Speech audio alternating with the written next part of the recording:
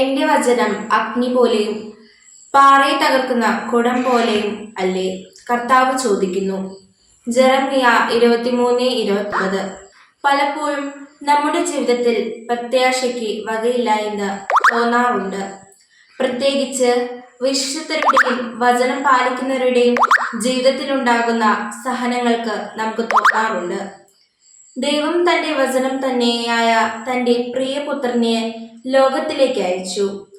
നമ്മുടെ ജീവിതത്തിൽ ഏറ്റവും കൂടുതലായ ഏതു പ്രതിസന്ധിക്കും അവിടുന്ന് മാതൃകയും രക്ഷയുമായി തീർന്നു. പാറയെ തകർക്കുന്ന അഗ്നി തന്നെയായ വചനം നമ്മുടെ ജീവിതത്തിലെ പ്രതിസന്ധി ഘട്ടങ്ങളെ തരണം ചെയ്യാൻ നമുക്ക് സാധിക്കും. ഈശോ കുരിശിൽ മരിച്ചപ്പോൾ ഏറ്റവും തടസ്സമായ പാറയെ നമ്മുടെ ജീവിതത്തിൽ നിന്ന് എടുത്തു മാറ്റപ്പെട്ടു.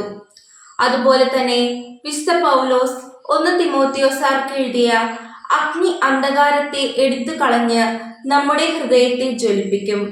ഇന്ന് സഭയിലൂടെ ഈശോ നമ്മുടെ ജീവിതങ്ങളെ പിതാവായ ദൈവത്തിലേക്ക് ലക്ഷ്യത്തിലേക്ക് എത്തിച്ചേരാൻ സുതാര്യമാക്കുന്നു.